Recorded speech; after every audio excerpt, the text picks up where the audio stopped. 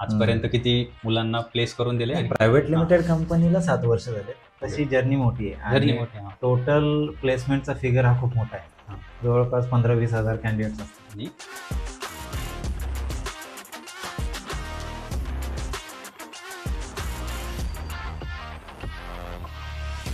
हे नाही डिसिजन देऊ शकत की ते इलिगल आहे का लिगल आहे. माझा विचार किंवा माझा अनुभव तर हाच आहे की बॅकडोर हे घेण्याचे कारण कॅन्डिडेट स्वतः आहे. या पॉडकास्टची थीम अशी आहे की एक job openings, backdoor jobs, job requirements कशा जनरेट केल्या जातात, ह्याची जी बॅक स्टोरी असते, बॅकग्राऊंडला जे काम चालतं, जे काही स्टुडंट्सला फ्रेशर्सला माहिती नसतं, त्या गोष्टींबद्दल जाणून घ्यायचे. आणि एक इंटरेस्टिंग टॉपिक आहे की खूप सारी रियालिटी कळणार आहे सगळ्यांना आज की काय असतात गोष्टी. त्या अभ्यासामुळं जे अनपेक्षित गोष्टी होत्या त्या घडल्या की जिथं 5-10 कंपनी यायला पाहिजे होती तिथं 30-40 कंपन्या आल्या होत्या आणि सिच्युएशन अशी झाली होती की आतमध्ये हॉलमध्ये बसायला जागा कमी. सो ना, मी अशा बऱ्याच कन्सल्टिंग फर्म्स असतात की अशा खूप साऱ्या कंपनीज आहेत. तुमच्या कंपनीत जे ऑब्झर्व करतोय की तुमचा युनिकनेस हा दिसतोय की तुम्ही एक प्रोफाईल मॅचिंग करताय की कोणाला कसला जॉब पाहिजे त्या डोमेनमध्येच टाकण्याचा प्रयत्न. कंपनीज का वेंडर्सकडे जास्त जातात? रिझन्स नाही, पहिली गोष्ट तर सुरुवातीपासून आपण आहे ना बऱ्यापैकी 90 to 99% आपण फ्री ऑफ कॉस्टच जॉब देत आलेलो. आत्तापर्यंतचा हा जर्नीचा पार्ट आहे. रिक्रुटमेंट ह्या निघतच असतात. कसं असतं, ज्याला जॉब हवा असतो ना तो पण तेवढाच ॲक्टिव्ह असला पाहिजे.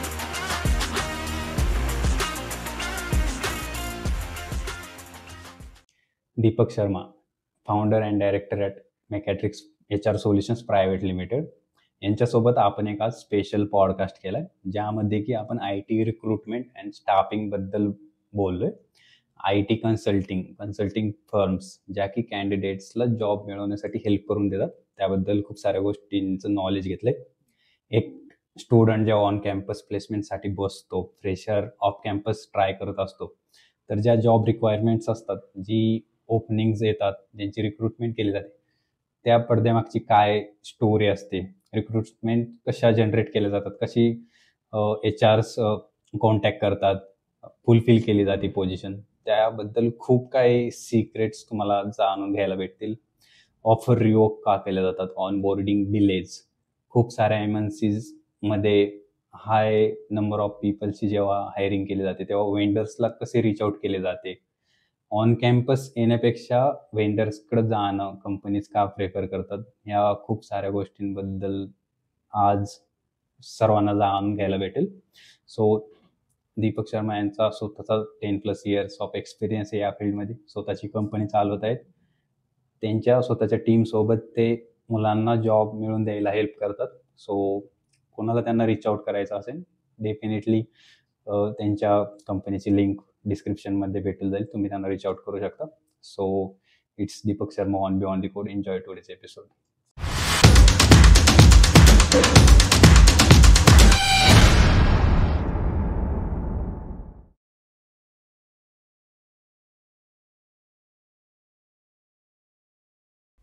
सो दीपक सर, कसे आहात? मस्त. ओके.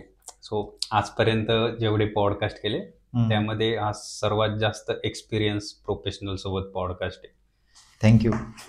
सो तुमचा 10+ इयर्स एक्सपिरियन्स आहे, स्वतःची कंपनी आहे. सो थोडंसं स्वतःबद्दल सांगा आणि स्वतःच्या बिझनेसबद्दल सांगा. माझं नाव दीपक शर्मा आहे आणि मी पुणे महाराष्ट्रातनंच बिलॉंग करतो. आणि माझं शिक्षण 10वीपर्यंत मी शिवाजी मराठात केलेलं आहे. 12वी मी सरस्वती मंदिरमध्ये केलेली आहे आणि कॉलेज YCMमधनं केलेलं आहे, BA इन सर्व्हिस ॲडमिनिस्ट्रेशन, आणि MBA HR पण तिथनंच केलं. ओके. आणि आत्ता जो तुमचा जी करंट कंपनी आहे बिझनेस, त्याबद्दल थोडंसं एक इंट्रोडक्शन. मेकॅट्रिक HR कंपनी सुरू करण्याआधी माझी एक ग्लोबल गेटवे सर्व्हिसेस नावाने एक प्लेसमेंट छोटीशी होती. 2011-12ला मी सुरू केली होती ती. ड्युरिंग द जॉब, म्हणजे जॉब करता करता मी थोडंसं नेहमी थोडंसं बिझनेस माइंडसेट असल्यामुळं मी थोडंसं त्या दिशेने चाललो होतो. तर प्रॉपरायटरशिप असल्यामुळं एवढं काही नव्हतं प्रेशर. पण त्यावेळेला रिक्रुटमेंट कंपनीमध्ये जिथं जॉब करत होतं त्याच्यापेक्षा जास्त प्लेसमेंट कंपनीमधनं होत होती जी मी सुरू केली होती. तर ते मला लक्षात आलं की मला मिळणारा पगार आणि ह्या कंपनीतनं येणारं उत्पन्न हे थोडंसं अप अँड डाऊन व्हायला लागलं. मग मी जॉब सोडून दिला आणि फुल टाईम कंपनीत चालवायला लागलो.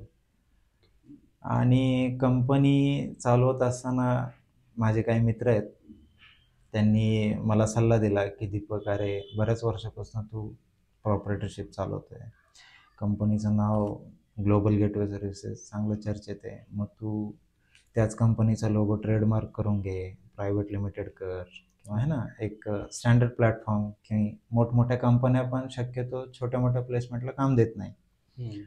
तर त्यावेळेला माझा गावाकडचाच एक मित्र आहे चंद्रसेन सिंग, त्यांनी सुचवलं की आपण प्रायव्हेट लिमिटेड करू.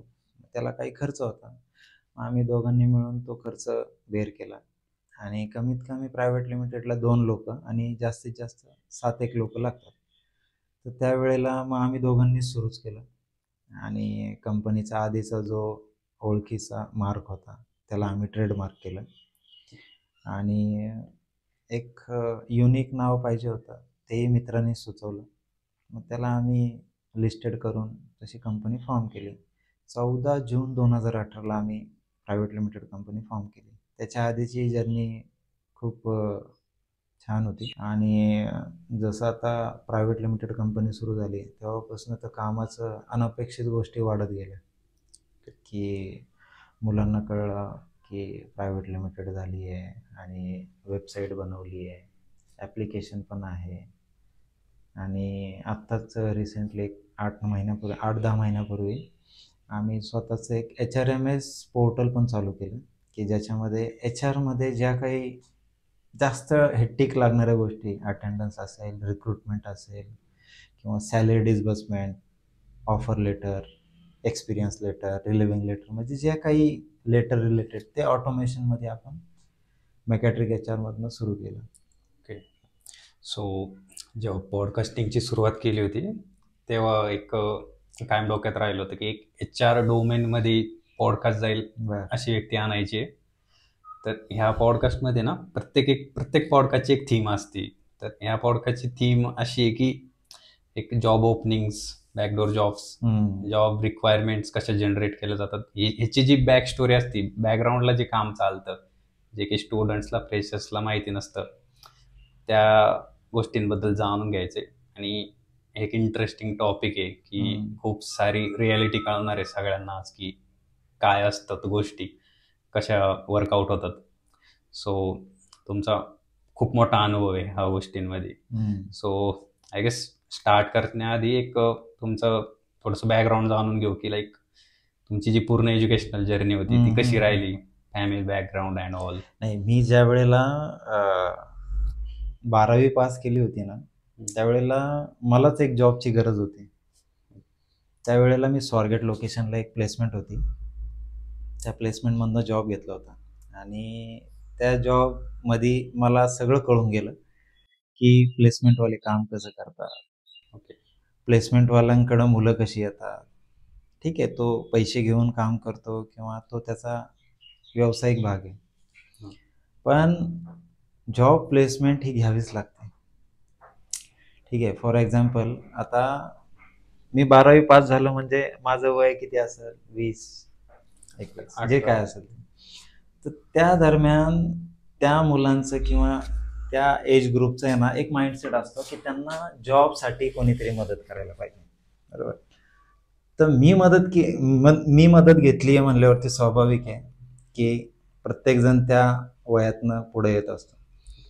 त्यावेळेला मुलांना मिळालेली जी संधी असते किंवा जी जॉब प्लेसमेंट असते तर त्याच्यासाठी त्या मुलांना ती शेवटपर्यंत लक्षात राहते, जी माझ्या लक्षात. त्यावेळेला मला एक BPOचा जॉब मिळाला होता आणि पगार काहीतरी 15 का 18 हजार रुपये होता. आणि हां, खूप इंटरेस्टिंग. म्हणजे त्याच्यानंतर 12वी पास झालो, मग नंतर मला एक माहिती मिळाली की बाबा लर्निंग विथ अर्निंग. तर तिथं मी इंटर्नशिपच म्हणू शकतो, म्हणजे learning with earning degree program होता तो BBAचा.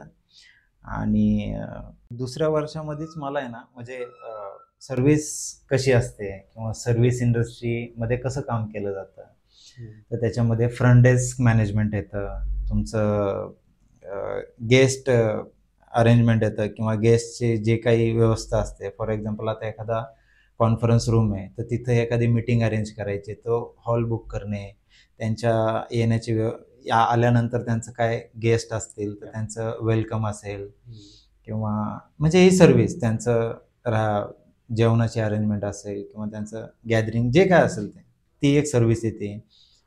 अजून तुमचं एक त्यांचं एक डोमेन होतं फ्री रिक्रुटमेंट सोल्युशन.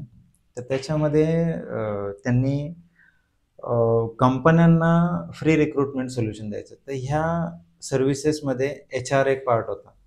तर दुसऱ्या वर्षामध्ये मला ती आपण ते काय म्हणतो त्याला सेमिस्टर माझं 4थं सेमिस्टर होतं, म्हणजे दुसरं का तिसरं वर्ष होतं, दुसरंच वर्ष होतं. तर तिथं मला HR मध्ये त्यांनी घेतलं. त्या दरम्यान त्यांनी मला काही कंपन्या नाही का ज्या इन्व्हाइट करायच्या असतात फ्री रिक्रुटमेंट सोल्युशनसाठी, तर त्या दरम्यान त्यांनी सांगितलं की दीपक एक 5-10 कंपन्या आल्या, चालेल ठीक आहे. माझे मेंटर होते गणेश अभंग म्हणून, त्यांच्याकडनंच मी हे खरं तर सुरू झालं. आणि म्हणजे मला थोडीशी आधी जिथनं मी जॉब घेतली होती त्याच्यामुळे मी थोडासा अभ्यास खूप मोठा करून झालो होतो. त्या अभ्यासामुळं जे अनपेक्षित गोष्टी होत्या त्या घडल्या की जिथं 5-10 कंपनी यायला पाहिजे होती ते 30-40 कंपन्या आल्या होत्या. आणि सिच्युएशन अशी झाली होती की आतमध्ये हॉलमध्ये बसायलाच जागा कमी पडत होती, काही कंपन्या बाहेर उभ्या राहिल्या होत्या.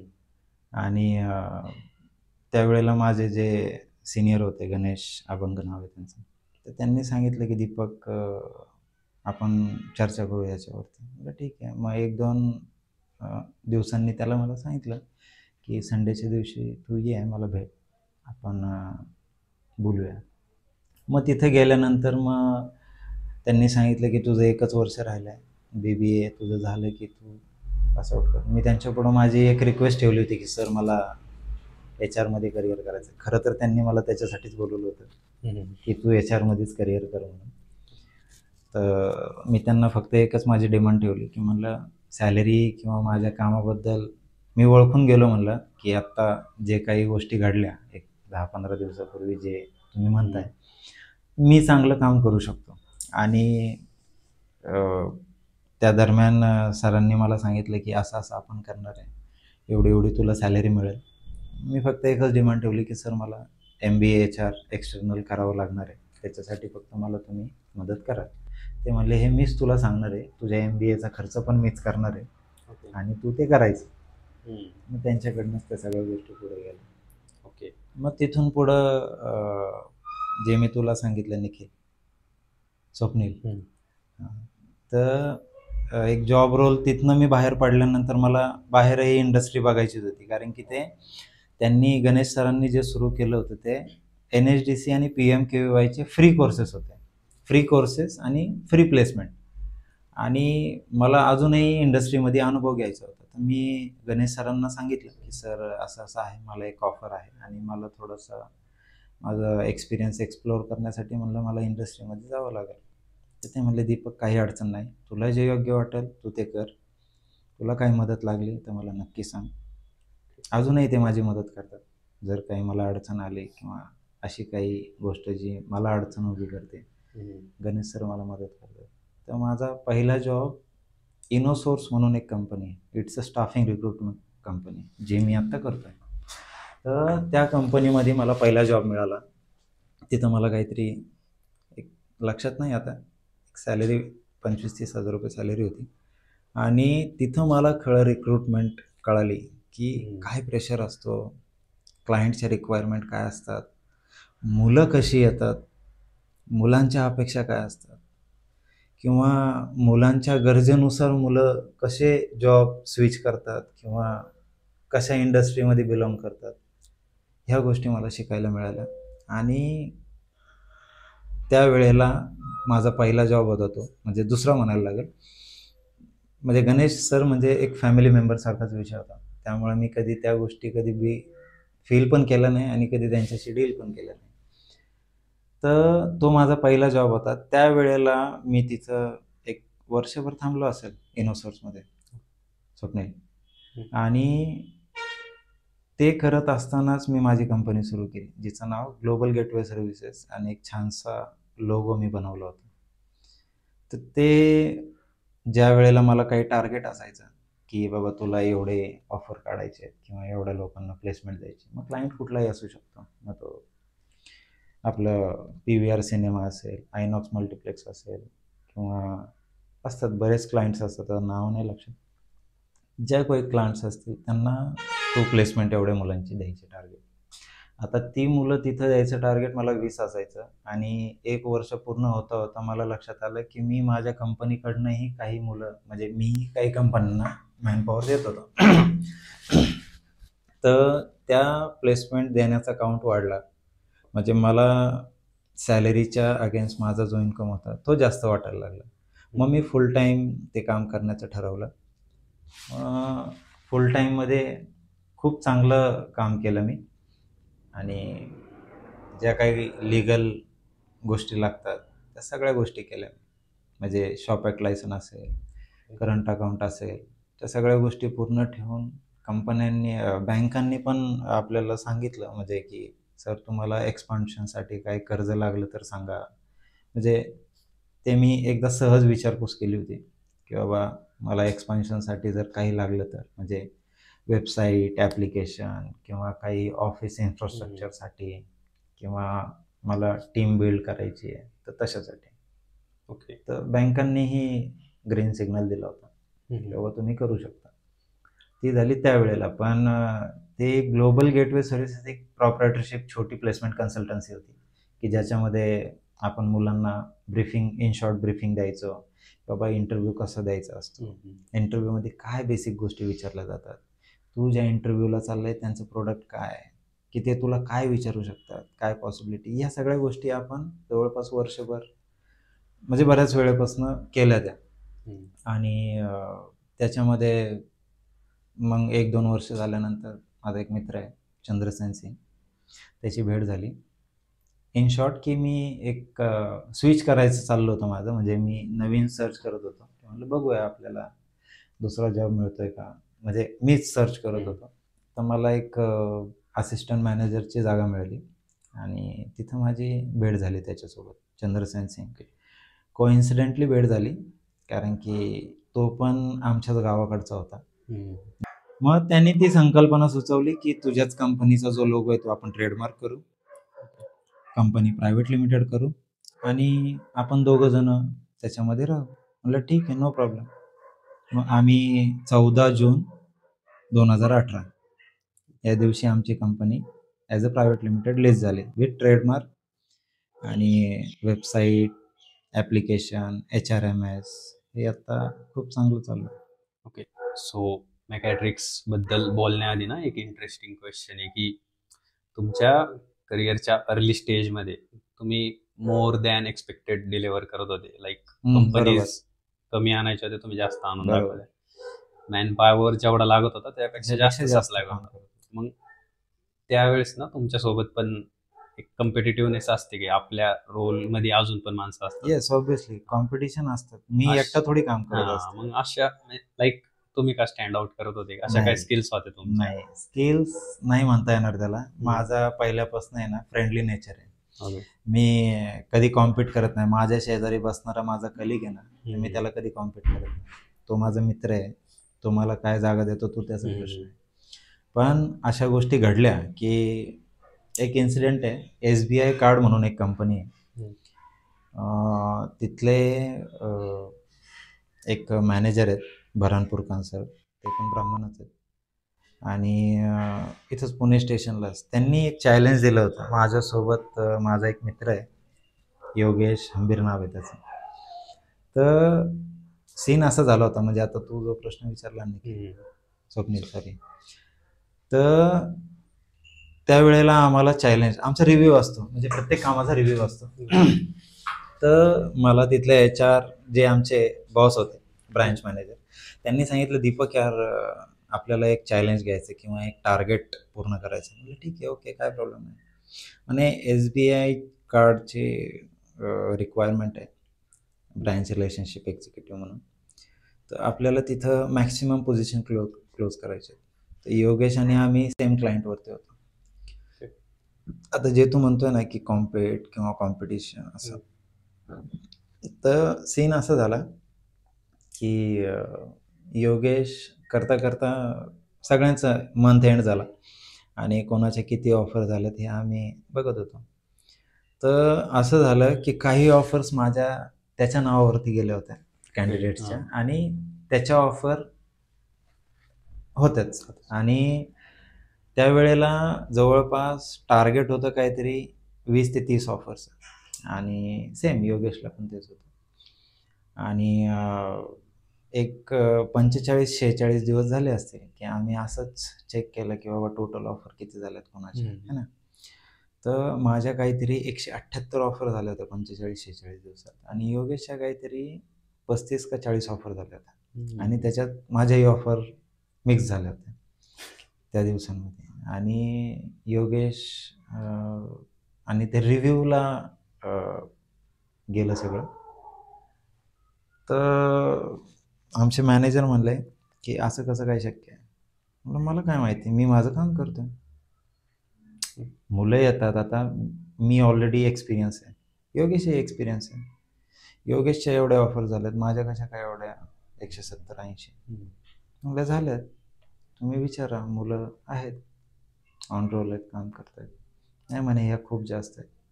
म्हणलं मला काय माहिती. मग म्हणजे ज्या गोष्टी असायला पाहिजे की पूर्ण केल्या पाहिजे.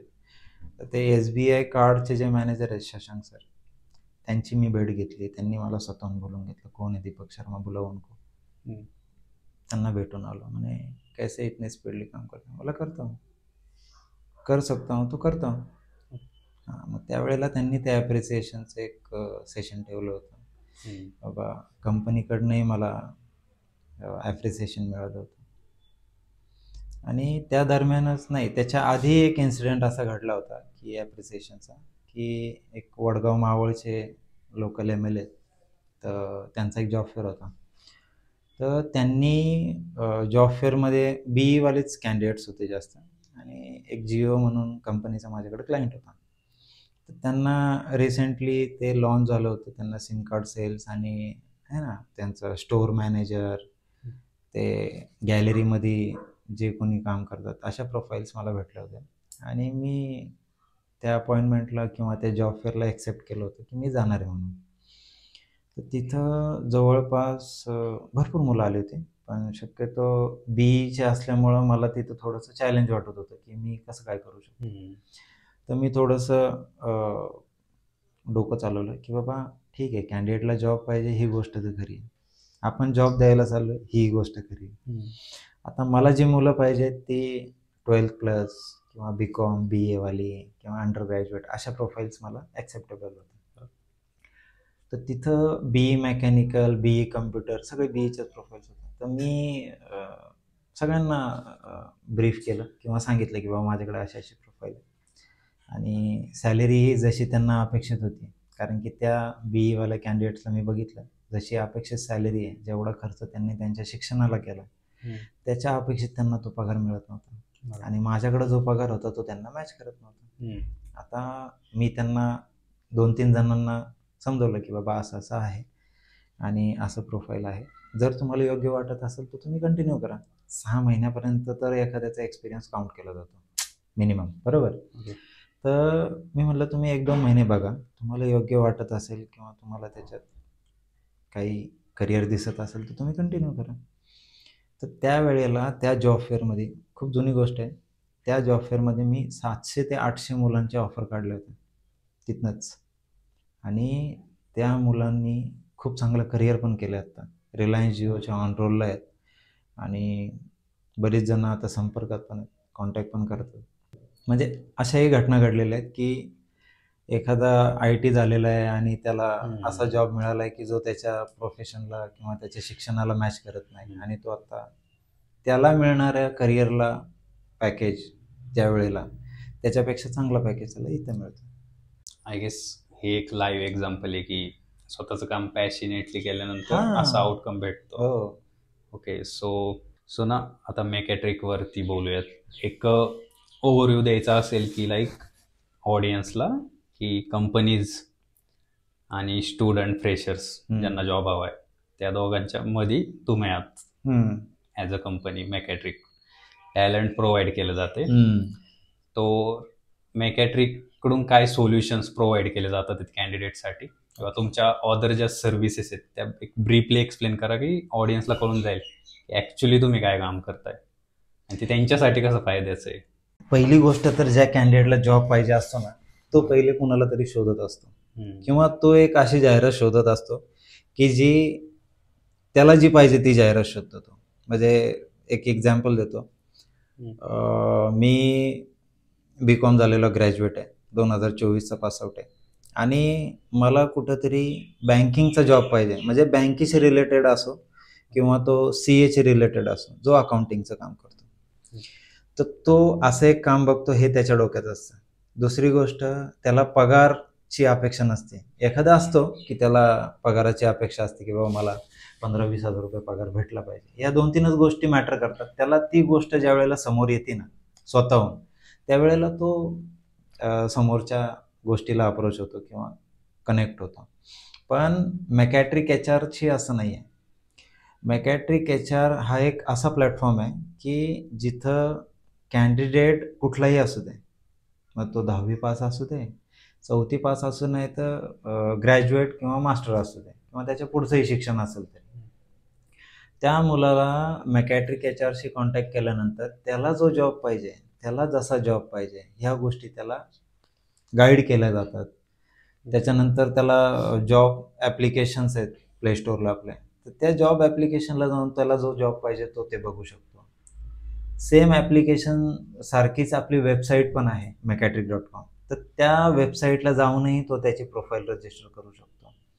त्या प्रोफाईलवरती त्याला मेसेज येतात किंवा त्याचं नोटिफिकेशन येत असतात. म्हणजे ज्या ज्या कंपन्या जसं कॅन्डिडेट रजिस्टर होतात तसे कंपन्याही रजिस्टर होतात.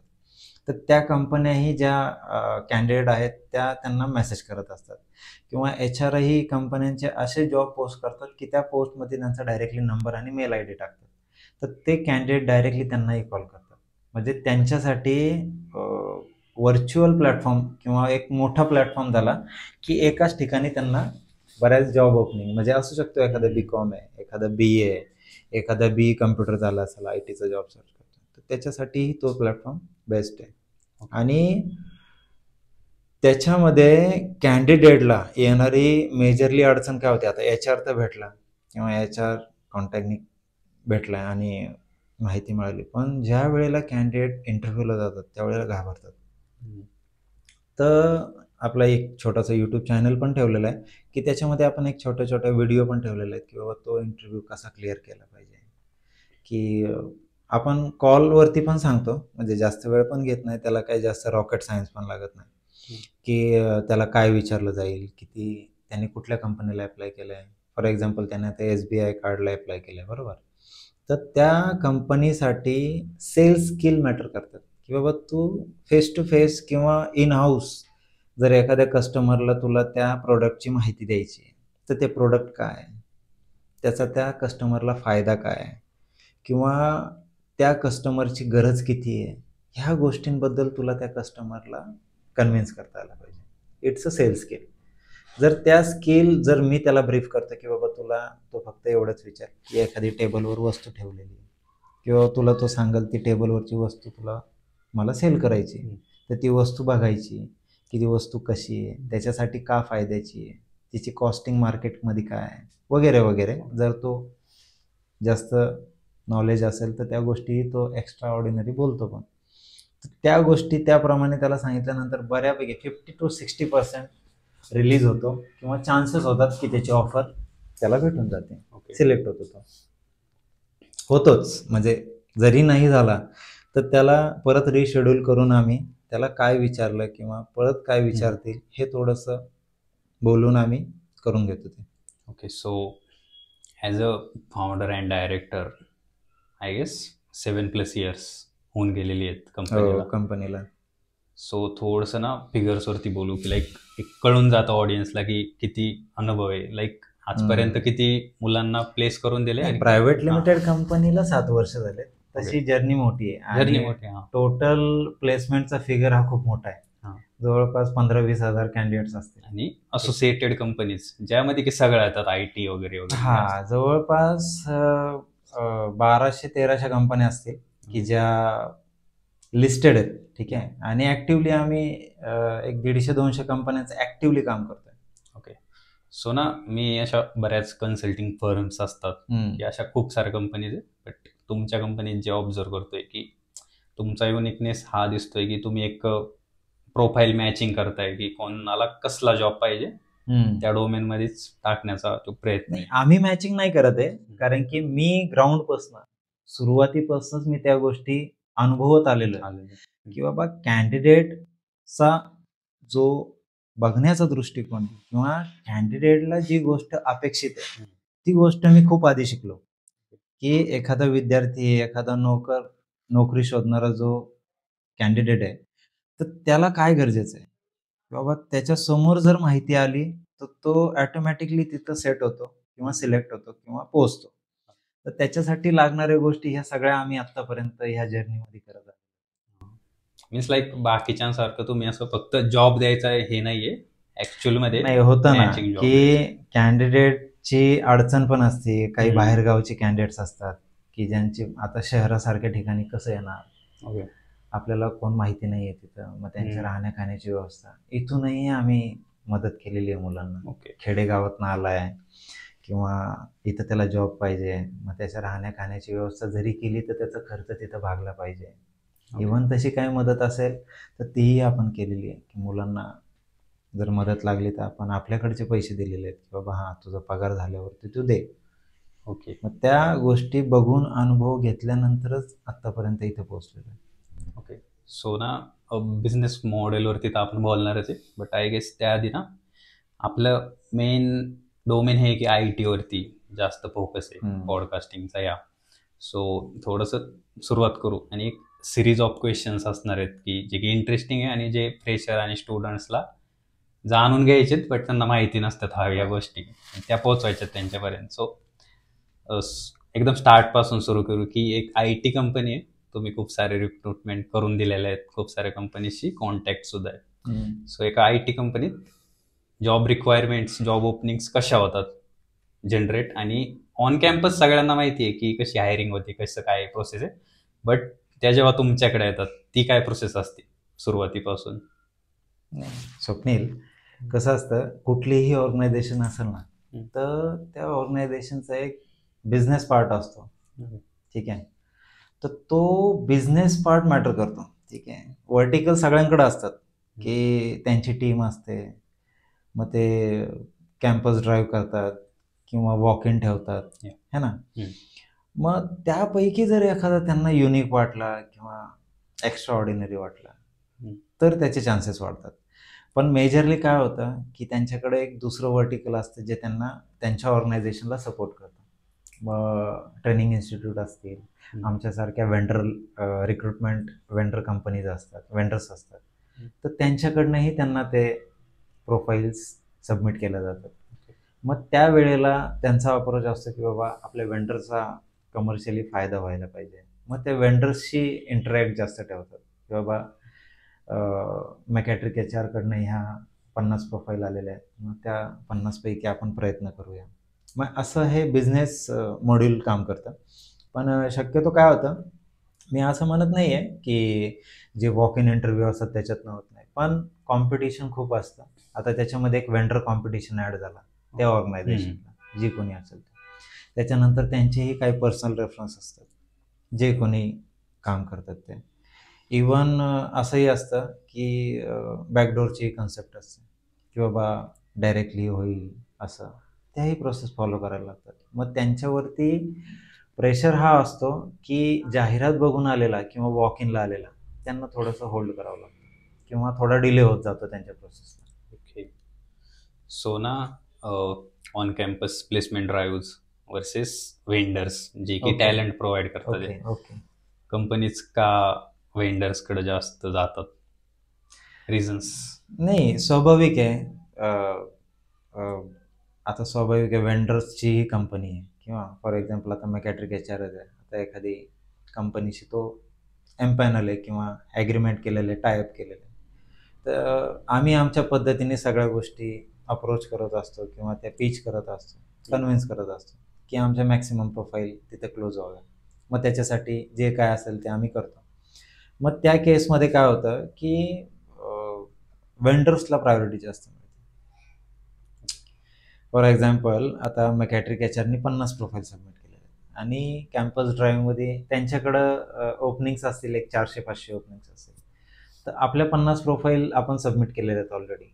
मॅक्सिमम रेशो असतो की वेंडर्सच्या प्रोफाईल्स त्यांनी क्लोज करून घ्यायच्या, कारण की आम्ही त्यांच्या टीममध्ये सगळ्यांशीच स्पोक असतो किंवा कम्युनिकेशन असतं. तर ते वेंडर्सला प्रायोरिटी त्याच्यामुळेच दिली जाते की आपण त्यांच्याशी थोडं इंटरॅक्ट जास्त असतो किंवा टचमध्ये असतो. आणि त्यांच्या रिक्वायरमेंटच्या अगेन्स्ट सगळ्यात पहिले जी ॲक्ट करतात ते आम्हीच असतो.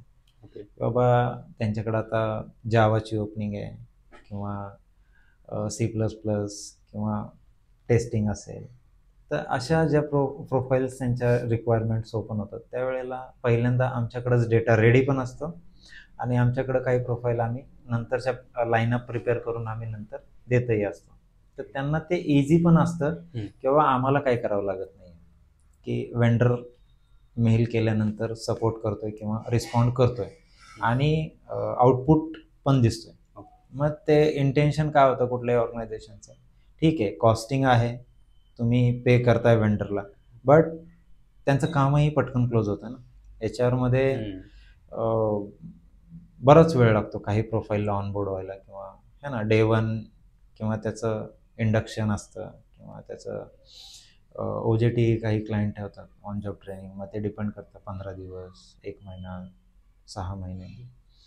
मग ते वेंडरकडनं काम त्यांचं थोडंसं पटकन होतं, कारण की आम्ही बऱ्याच जोपर्यंत त्याचं कॅन्डिडेटचं डेट ऑफ जॉईनिंग मिळत नाही तोपर्यंत आम्हालाही इनवॉइससाठी बिलिंगसाठी पुढे जाता येत नाही. तर त्या during the date of joining त्या दरम्यान ज्या काही गोष्टी येतात, म्हणजे त्याचं पोलीस व्हेरिफिकेशन असेल, त्याचं डॉक्युमेंटेशन असेल, त्याचं प्रिव्हियस काही ट्रॅक असेल, एक्सपिरियन्स असेल, त्याच्याबद्दल क्लायंटला आम्ही सपोर्ट करतो.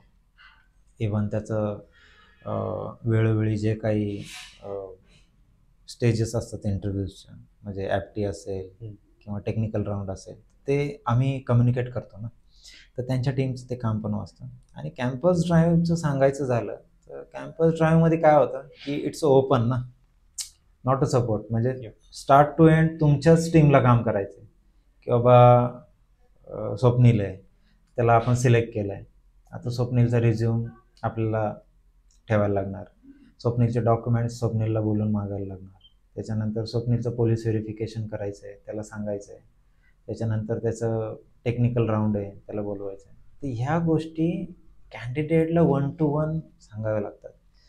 आणि कॅम्पस ड्राईव्हमध्ये पण काय होतं की 1000 मुलं असतील किंवा 10,000 मुलं असतील कॅम्पस ड्राईव्हमध्ये, तर त्यापैकी रिअरच कॅन्डिडेट्स असतात जे त्यांना बिलॉंग करतात किंवा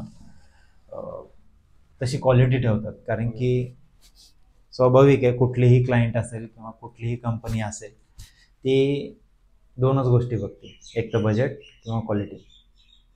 जर एखादी प्रोफाईल आहे जी 5 लाख रुपये पॅकेजवरची असेल, तर त्याला जर सांगितले की बाबा तुला 3च लाख रुपये देईल किंवा 3.5 लाख रुपये तुझं पॅकेज असेल, तो रेडी असेल सिलेक्ट. हां, त्याच्यात क्वालिटी पण असायला लागते. आधी क्वालिटी चेक केली जाते, मग नंतर सॅलरी डिस्कशनचा कॉल येतो. अशा केसेसमध्ये खूप रिअर असतात, कारण की कसं असतं, शिक्षण घेत असतात मुलं आणि लास्ट इयर असतं आणि त्यांना प्लेसमेंटची पण गरज असते. त्यावेळेला एक क्रेज असते मुलांच्या डोक्यांमध्ये, कॅन्डिडेटच्या डोक्यामध्ये, की चांगली कंपनी पाहिजे, चांगला पॅकेज पाहिजे, नेगोसिएशन पण लागतं, ॲक्सेप्टन्स पण लागतं, चांगल्या ब्रँड पाहिजे, चांगली कंपनी पाहिजे. तर सुरुवातीला जे तुला मिळतं आहे किंवा जी ऑफर मिळते तू ॲक्सेप्ट करायला पाहिजे. जसं सांगेल तसं पुढे गेल्यानंतर तुलाही, म्हणजे हे ओपन मार्केट आहे, म्हणजे ओपन गोष्टी आहेत. ज्याला 2+, 3+ किंवा 5+ एक्सपिरियन्स आहे, मार्केट स्टँडर्ड प्रमाणे सॅलरी ब्रॅकेट ओपन असतात. की बाबा 5+ला 10-12 लाख रुपये पॅकेज असतो, आय टीचं सांगतोय, 10-12 लाख रुपये किंवा एखाद्याचं 10+ आहे, त्याप्रमाणे त्याला तो पगार मिळतो.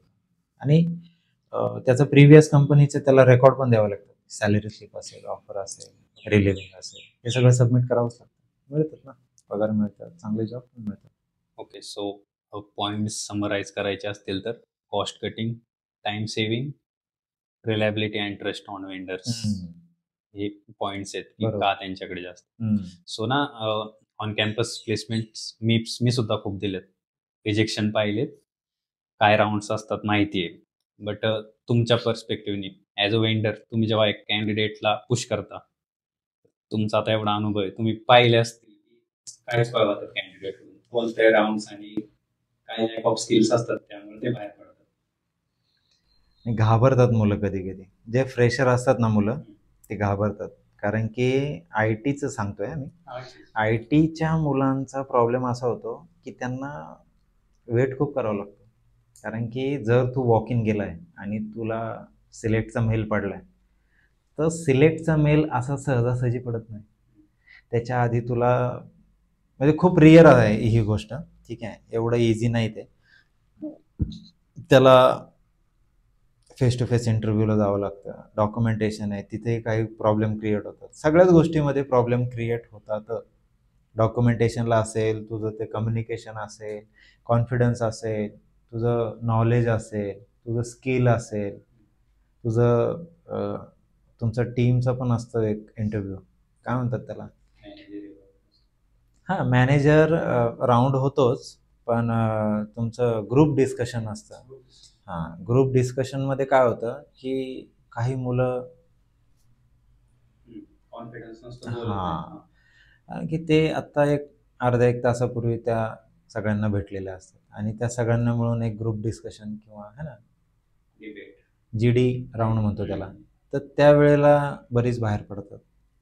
हे आहे ना, ॲज अ वेंडर थ्रू जेव्हा कॅन्डिडेट जातो, राऊंड्स कट होतं लाईक की एवढे हां, होतात ना. आता फॉर एक्झाम्पल, आता वेंडर्स कंपनीची एम्पॅनल आहे, बरोबर, आणि त्याला माहिती आहे कोण राऊंड किती घेणार आहे, काय क्वेश्चनरी असणार आहे, अँसर्स काय असायला पाहिजे, हे सगळं ऑलरेडी आम्हाला माहिती असतं.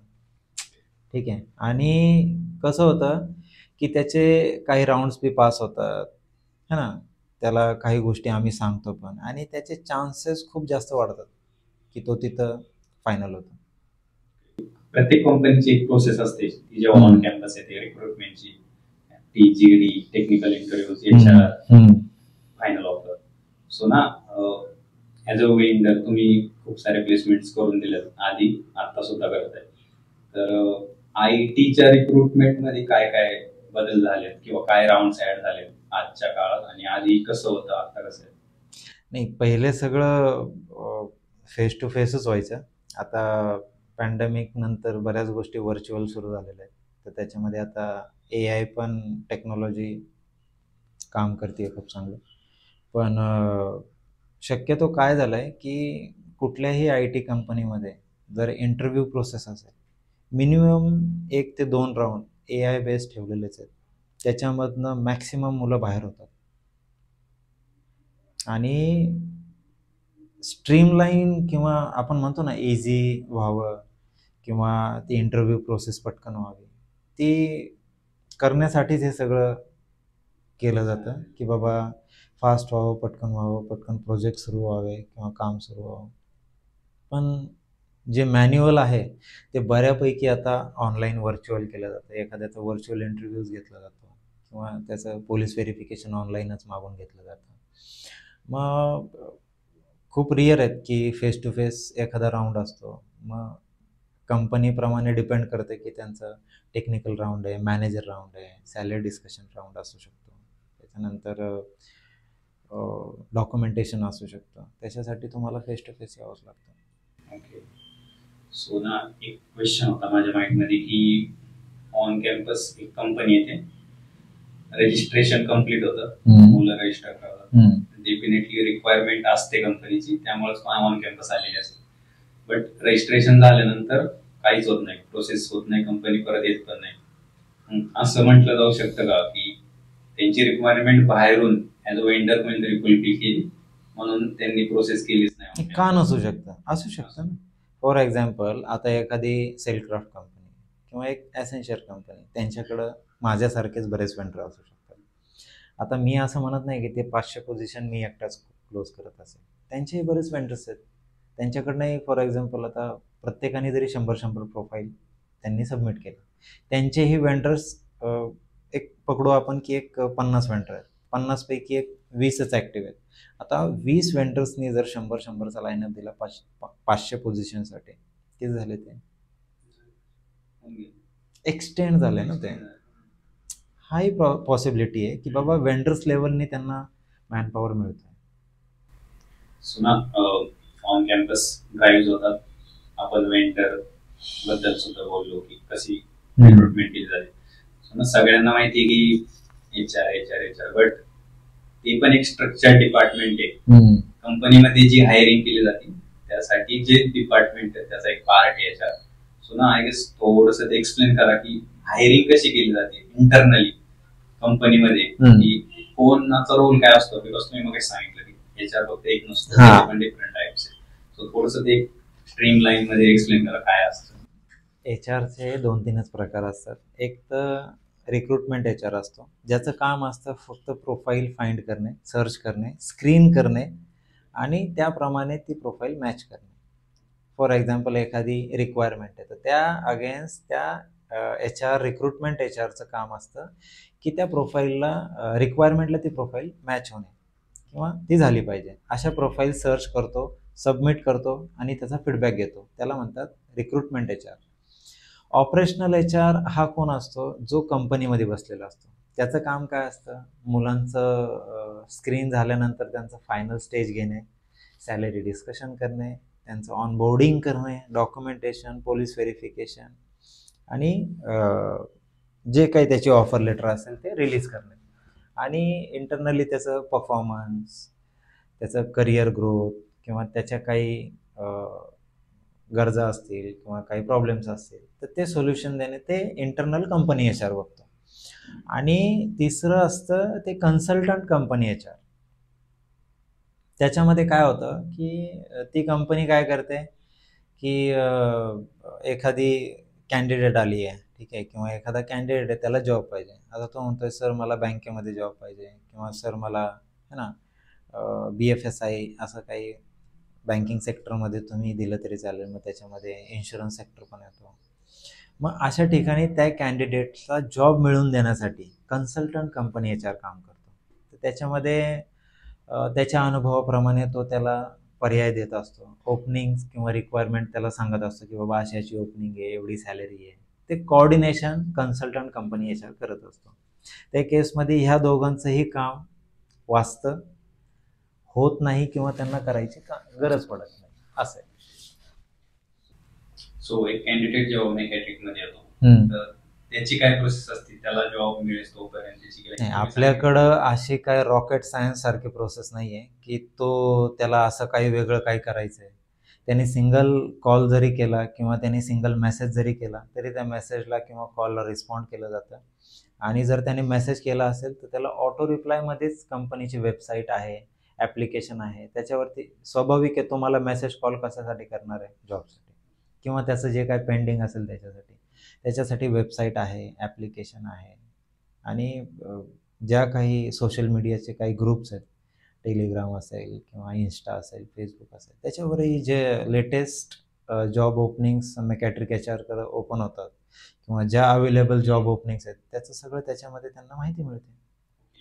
त्यांना ती माहिती जर मिळाली आहे, जर नाही मिळाली आहे तर आपणही त्यांना अवेलेबल असलेल्या ॲक्टिव्ह जॉब ओपनिंग्स पोझिशन्स त्या आपण त्यांना व्हॉट्सअपला शेअर करतो किंवा त्यांना जसं पाहिजे तसं ते बघू शकतात आणि त्याप्रमाणे ते जॉब पोस्टचा फोटो आणि रिझ्यूमे त्यांनी सोबत जर पाठवून दिलं तर आम्ही पुढे क्लायंटला पाठवून देतो. ओके. सो ह्या प्रोसेसमध्ये ना जी काही फीज वगैरे स्ट्रक्चर्ड असतात मेकॅट्रिक्स साईडने, सो त्याचे काय आयडिया देऊ शकता की? नाही, पहिली गोष्ट तर सुरुवातीपासून आपण आहे ना बऱ्यापैकी 90-99% आपण फ्री ऑफ कॉस्टच जॉब देत आलेलो आहे. आत्तापर्यंतचा हा जर्नीचा पार्ट आहे. इवन मी आत्तापर्यंत जेवढ्या प्लेसमेंट केल्यात ना त्याच्यातल्या 99% मुलांना मी फ्री ऑफ कॉस्ट जॉब दिलेले आहेत, कुठल्याही प्रकारचे पैसे न घेता, फ्री ऑफ कॉस्ट. अजूनही आपल्या जॉब पोर्टलवरती कुठल्या कॅन्डिडेटला जॉब सर्चसाठी जर गेला, ॲप्लिकेशन थ्रू जाऊ द्या किंवा कुठेही, तिथं क्लिअर मेन्शन असतं की बाबा ह्या जॉबचे पैसे नाही. हां, ज्या जॉबचे तिथे लिहिलेले असतील चार्जेस ॲप्लिकेबल, दीट्स कंडिशन अप्लाय की तो कुठला जॉब आहे, मग त्याची कॉस्ट काय, ते वेगवेगळ्या क्लायंट्स. कसं होतं स्वप्नील, त्या क्लायंटवर डिपेंड करतं. कधी कधी काय होतं की काही क्लायंट्स असतात की तिथं माझा मित्रच बसलेला असतो किंवा माझा ओळखणारा व्यक्ती असतो तिथं, तर तो काय करतो, यार दीपक, कंपनी का बजट नहीं है यार, मैं तो पे नहीं कर पाऊंगा, तू एक काम कर, तू मुझे प्रोफाइल्स तो दे दे, तू कॅन्डिडेट से चार्ज कर ले. त्या केसमध्ये काय होतं की आम्हाला मिडल वे काढावं लागतं की कॅन्डिडेट्सला आपण क्लिअर सांगतो, अपॉर्च्युनिटी चांगली असते, कॅन्डिडेटही आपल्याकडे असतात तसे, किंवा कॅन्डिडेटला तो जॉब गरजेचा असेल असेही कॅन्डिडेट्स आपल्याकडं ॲक्टिव्ह असतात. तर त्या केसमध्ये आपण कॅन्डिडेटला अंडरटेक करतो, बाबा ह्या जॉबसाठी चार्जेस ॲप्लिकेबल आहेत, पण आम्हाला क्लायंट कंपनी पे नाही करत, किंवा असू शकतं काही बॉन्डिंग असू शकतं आमचं क्लायंटसोबत. तर त्या केसमध्ये त्या टर्म्स अँड कंडिशन किंवा त्या बॉन्डिंगच्या अगेन्स्ट आम्ही कॅन्डिडेटला अंडरटेक करतो. जी ॲप्लिकेबल कॉस्ट आहे, मिनिमम कॉस्टच ठेवतो आम्ही. असं नाही आहे की त्याला पगार 50,000 आहे ना आम्ही त्याच्याकडे 5 लाख रुपये मागितलेत, असं कधीच होत नाही. त्याला जी गोष्ट जेवढी लागणार आहे त्याप्रमाणेच आम्ही ती नॉमिनलच ठेवण्याचा प्रयत्न करतो. आणि हे नाही आहे की त्या कॅन्डिडेटला फक्त मीच सांगतोय की ह्याची कॉस्ट एवढी आहे, हे मार्केटमध्ये त्या कॅन्डिडेटनेही माहिती घेतलेली असते की ह्या गोष्टीला एवढी कॉस्ट लागते, ह्या गोष्टीला एवढी कॉस्ट द्यावीच लागणार आहे. आणि मेकॅट्रिक एचआरकडे ती कॉस्ट आम्ही समोरच्यानी सांगितल्याप्रमाणे ती मोल्ड करत असतो. आम्ही ठरवूनच पैसे घेतोय किंवा पैसे घेऊनच जॉब देतोय, हा आमच्या कंपनीचा उद्देश कधीच नव्हता, नसल आणि नसणार पण आहे, कधीच नाही. सो ही सर्वात चांगली गोष्ट आहे की लाईक अशा गोष्टी होतात बाहेर. नाही, चालूच आहेत त्या गोष्टी. कसं होतं, एखाद्या कंपनीचा एचआर आहे ना, तो असू शकतो की माझ्या जागी तू आहे, तर तुझा मित्र किंवा तुझा कोणीतरी रिलेटिव्ह किंवा असेल तुमचं काही जे रिलेशन, तो तुला जर सांगतोय यार स्वप्नील की मला अशा अशा प्रोफाईल्स पाहिजेत आणि मी त्याच्यासाठी माझी कंपनी तर काय बजेट ठेवत नाही आहे, पण तू ते काम करतोय, तुझ्याकडे त्या प्रोफाईल्स असतील तर तू मला देशील का, तर मी मॅक्सिमम प्रयत्न करेल की त्यांचं तिथं होऊन जावं. तर त्या केसमध्ये मुलांना पण होप्स असतो आणि जी कॉस्ट मार्केटमध्ये आहे त्याच्यापेक्षा तो मेकॅट्रिक एचआरला जर कॉस्ट कमी देतो हे त्याला पण माहिती आहे आणि त्याचं पटकन होऊन जात आहे ना. म्हणजे त्याला असं काही गोष्टी फेस करायला लागत नाही ज्या की त्याला करायला लागतात, त्या आपण बॅकडोरनीच प्रयत्न करतो की त्याला ऑफर पटकन मिळावी.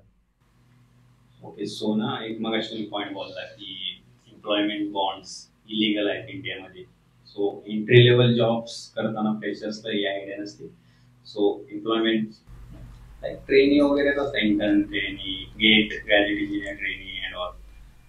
सो खरी आहे गोष्ट ती की बॉन्ड तर नसायलाच पाहिजे. खरी गोष्ट, एखादी कंपनी जर काम करते, ते कुठल्या केसेसमध्ये होतं, काही फ्रॉड कंपन्या पण असतात की त्यांना ते दाखवायचं असतं किंवा त्यांना ते एक म्हणतो ना आपण सेफ्ट अँड सिक्युरिटी कॉर्नर ठेवायचा असतो, तो ते क्रिएट करतात की बाबा मी एखादा एम्प्लॉई हायर केला आहे. हे खरं तर करायला नाही पाहिजे, हे माझं मत आहे बरं का. की एखादा प्रोजेक्ट मिळाला आहे की जो 2 वर्ष चालणार आहे, ठीक आहे. आता त्या प्रोजेक्टला त्यांनी परचेस किंवा ते डील केलेलं असतं, ठीक आहे. तर त्या प्रोजेक्टची कॉस्ट त्यांनी डिझाईन केलेली असते, त्यांनी त्यांचं प्रॉफिट जे काय असेल त्यांचा जो फायद्याचा भाग आहे तो त्यांनी बाजूला केलेला असतो आणि त्या कॅन्डिडेटला त्यांनी त्यांच्या बजेटप्रमाणे फायनल केलेलं असतं. ओके, सो ना बॅकडोर जॉब्स शब्द खूप जणांनी ऐकला, बट ह्याची रियालिटी काय आहे तुम्हाला माहिती आहे? तुमच्या एक्सपिरियन्स थ्रू आणि जे काही काम केले आतापर्यंत, सो ना बॅकडोर जॉब्स कसे असतात, कशी रिक्वायरमेंट येते, कशी ती फुलफिल केली जाते? रिक्वायरमेंट जशी येते तशीच येते. रिक्वायरमेंट कुठून अशी रॉकेट सायन्स जादू केली जात नाही, ठीक आहे. हां, जादू केली जाते ती बॅकडोर ज्याच्याकडे असते किंवा जो करतो त्याच्याकडे असते. कारण की कसं होतं, मी जे सांगितलं तुला की इंटरनली काही ओपनिंग असतात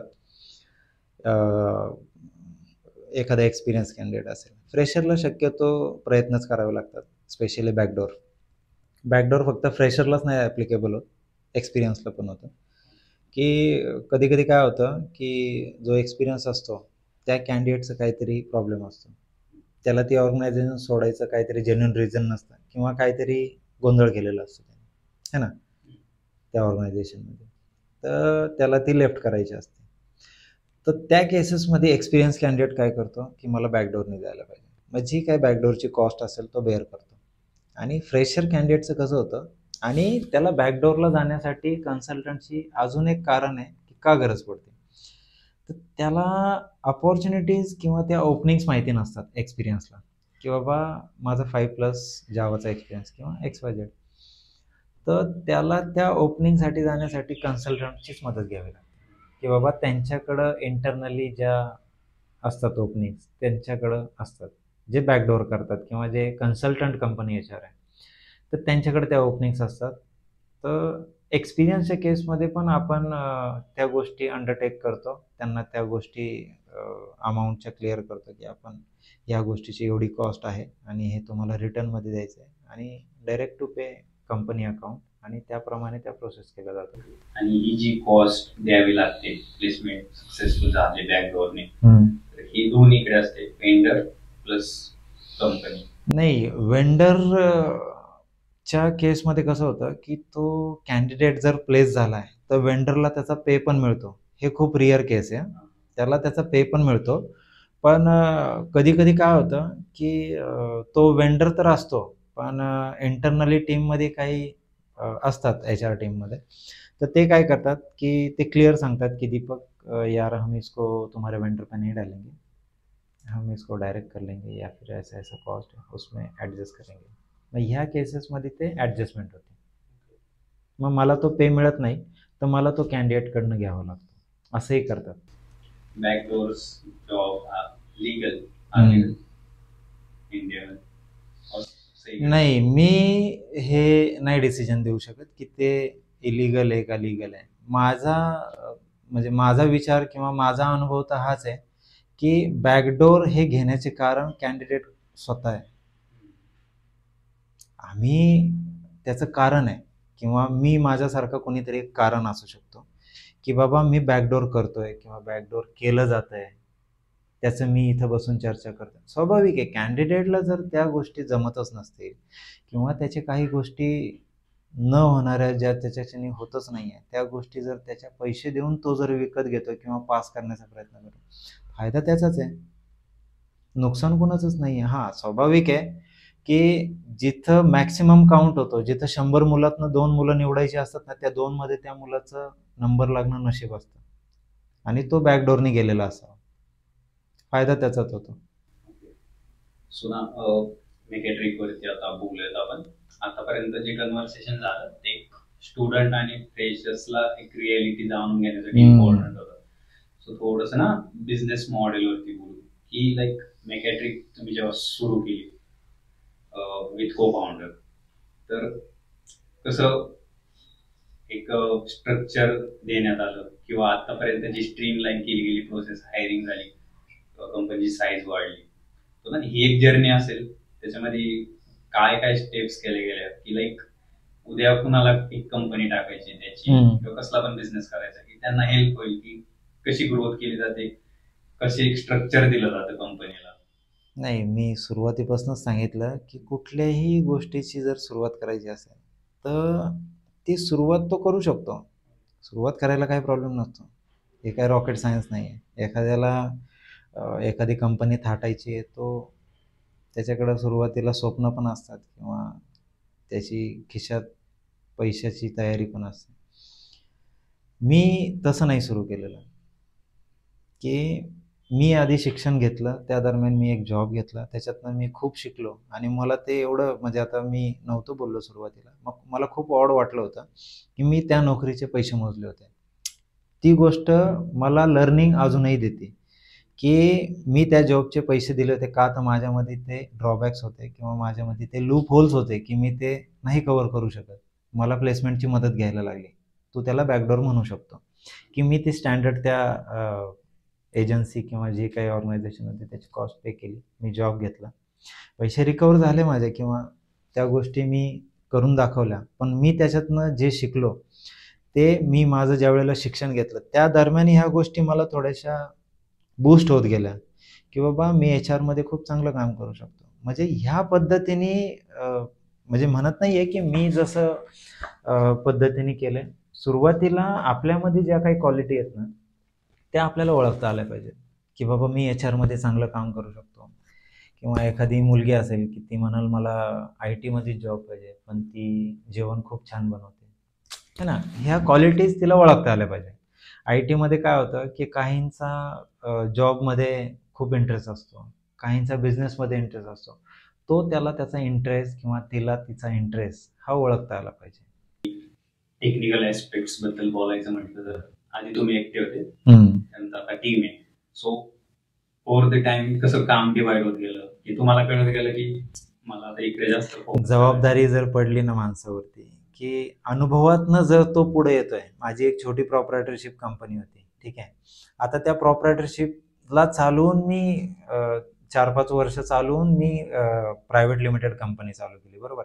तो माझा जर्नीमध्ये मी भरपूर काही शिकलो की मला कोणाकोणाची गरज आहे. म्हणजे मला ते काम जसं जसं मला वाढत गेलं तशी तशी मला त्या गोष्टींची गरज पडतच गेली ना, की बाबा मला कोणीतरी टेलिकॉलर लागणार आहे माझ्या टीममध्ये, मला कोणीतरी फील्डवरती माणूस लागणार आहे, मला कोणीतरी अकाउंटंट लागणार आहे किंवा मला कोणीतरी आय टीचा माणूस लागणार आहे की जो माझे जॉब पोस्ट किंवा आय टी वेबसाईटमध्ये काही प्रॉब्लेम येतोय का, ॲप्लिकेशन आहे. आणि आत्ता एक HRMS सॉफ्टवेअर आहे. म्हणजे आय टीचा एक व्यक्ती लागतोच की ज्याची टेक्निकली ज्या काही गोष्टी आहेत तो ते बघू शकतो. म्हणजे असं टीम ऑटोमॅटिकली बिल्डच होत गेली ना, की ज्याची गरज लागणार आहे ते काम त्यांना दिलंच पाहिजे. मी एकटा थोडी सगळं करू शकतो. ही हायरिंग कशी केली तुमच्याच कंपनीसाठी, ही जी आता टीम बनलेली? ही हायरिंग केली गेलेली नाही आहे. हे स्वतः माझे आत्तापर्यंत माझ्यासोबत जे जर्नीमध्ये माझा पार्ट होते तेच माझे कलिग आहेत. आणि त्यांनी आत्तापर्यंत माझी जर्नी पण बघितलेली आहे आणि मी आत्ता ज्या स्टँडला आहे त्याच्यासाठी ते ॲप्रिसिएशन पण करतात आणि त्याचा पार्ट पण आहे. ना एक जॉब जेव्हा एका कॅन्डिडेटला भेटतो, फ्रेशर स्टुडंट, ती फिलिंग त्याच्यासाठी खूप मोठी असते. बरोबर आहे. तर ना मेकॅट्रिक्स जेव्हा एका कॅन्डिडेटला हेल्प करते जॉब मिळवून देण्यासाठी, तर नक्कीच खूप जणांनी तुम्हाला कॉल करून सांगितले असेल. असे बरेच जण आहेत. हो. तो मुवमेंट कसा असतो? तो मुवमेंट आम्ही कधी सेलिब्रेट केलेला नाही. हा आमचा लूप होल आहे आणि ते आम्ही कधी दाखवलं नाही कोणाला. आणि आम्हाला इच्छा पण नाही आहे. अजूनही आमच्या टीममध्ये जेवढी लोक आहेत त्या सगळ्यांना पण असं वाटतं की आपण समोरच्या व्यक्तीला पहिला जॉब देतोय किंवा त्याला आपण मदत करून जॉब देतोय, हे आपली बिझनेस स्ट्रॅटेजीमध्ये कुठंच नसलं पाहिजे किंवा आपण त्याचा बिझनेस नाही करायचा. पण काय होतं की ह्याचंच उलटं इंडस्ट्रीमध्ये चालू आहे. म्हणजे ॲडमिशन करणं, त्यांना शिकवणं, मग त्यांना कुठून तरी जॉब मिळवून देणं आणि त्याचं सेलिब्रेशन असं करणं की त्यांनी खूप मोठं अचिव्हमेंट मिळवलं आहे. आम्ही तसं करत पण नाही आणि केलं पण नाही आहे आणि करणार पण नाही.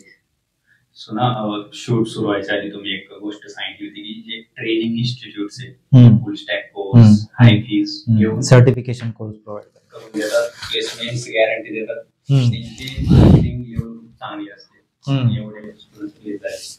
सो ना त्याचा एक एक्सपोजर सगळ्यांना आहे. कॉलेजमध्ये असताना सगळे स्टुडंट्स ट्रेनिंग इन्स्टिट्यूट्सच बघतात, हे प्लेसमेंट करून देतात.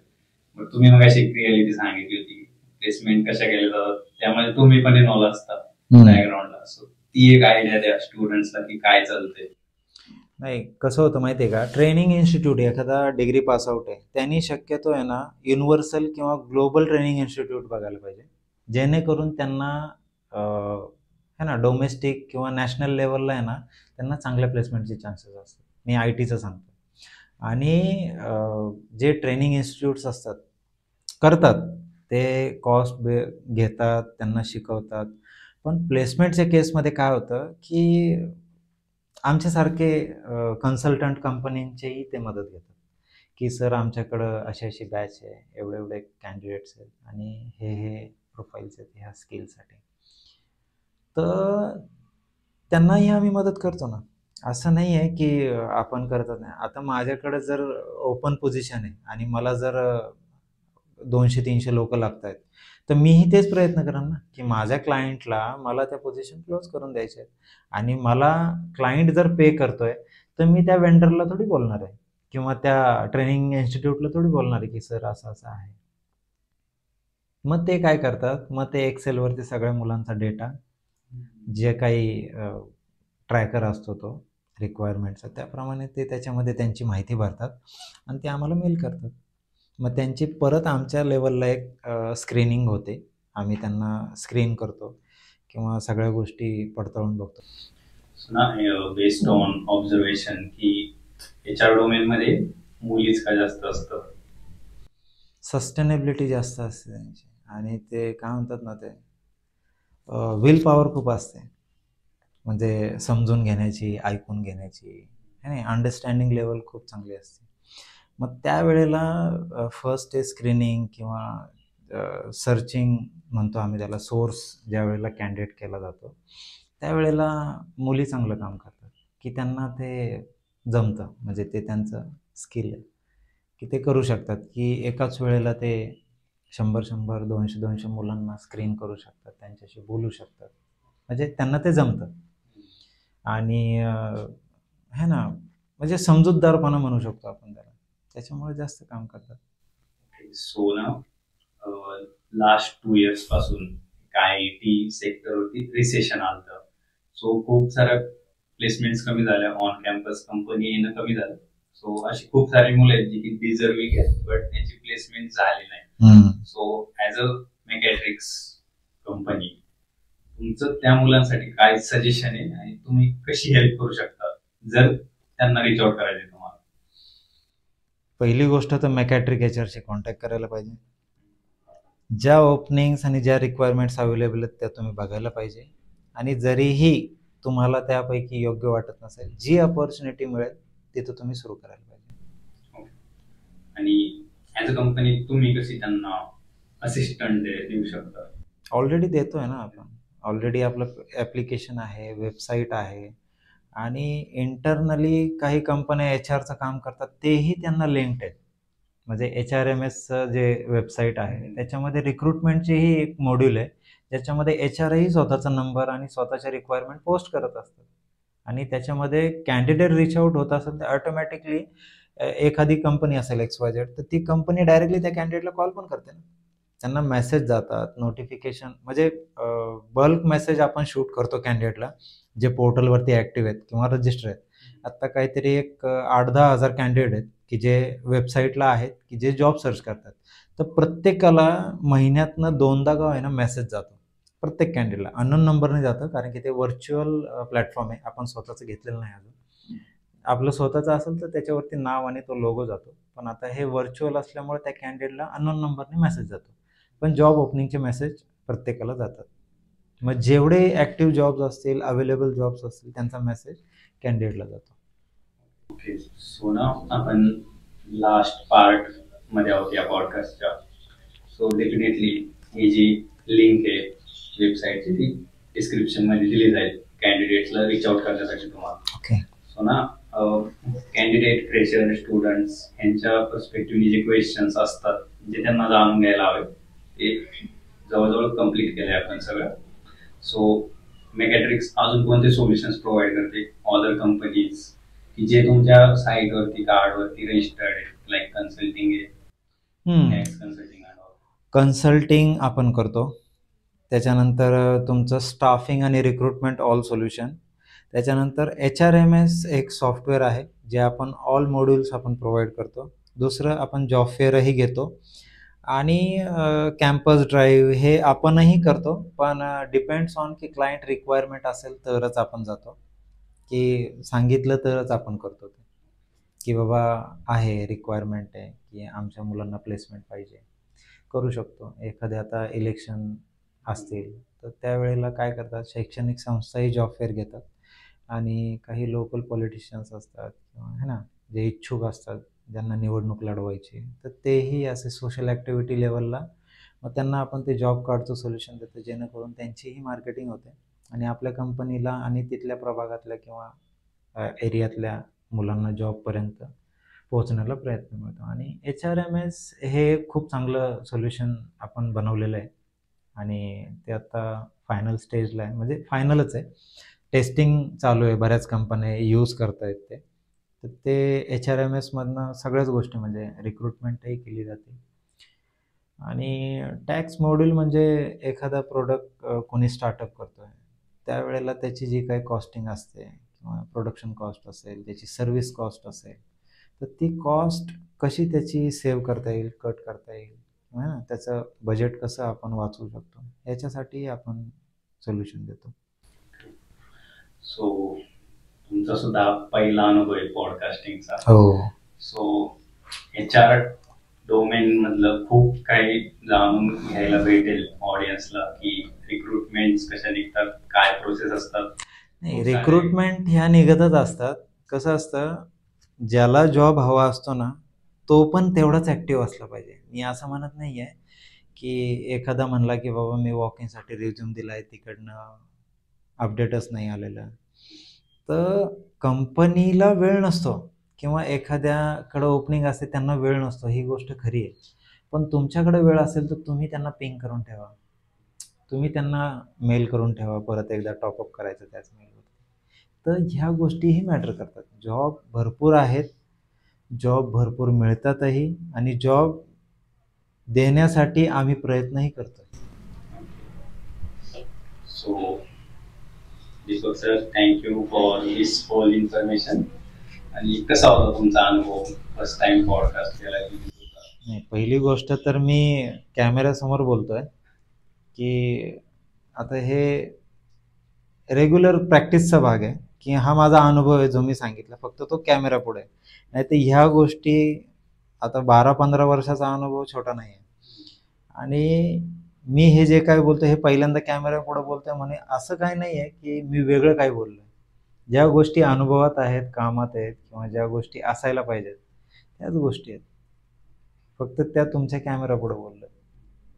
नक्कीच हा पॉडकास्ट जेव्हा रिलीज होईल खूप छान वाटलं, म्हणजे कोणीतरी इंटरॅक्ट केलं की ह्या गोष्टी एवढ्या डीपली असतात किंवा ह्या गोष्टी म्हणजे रिक्वायरमेंट एखाद्या ऑर्गनायझेशन सोबत बोलणं आणि एखाद्या अननोन व्यक्ती किंवा ज्याला ज्या गोष्टी जाणून घेण्याचं कुतूहल आहे त्याला सांगणं, हा अनुभव चांगला होता. नक्कीच तुम्हाला खूप सारे स्टुडंट्स फ्रेशर्स रीच आउट करतील, त्यांची एक हेल्प होईल. आमचा सुद्धा हाच इंटेन्शन आहे. नाही आहे ना, आपल्याकडे बरेच जॉब ओपनिंग्स असतात आणि त्याप्रमाणे त्यांना ते जर मिळत असेल तर आमच्यासाठी आनंदच आहे की त्यांना तो जॉब मिळतोय किंवा त्यांना अपेक्षित आहे की ते येत आहेत किंवा त्यांना दिसतंय, होऊ शकतात, ते करू शकतात. So that's it for today. Thank you so much for coming on the show. Thank you.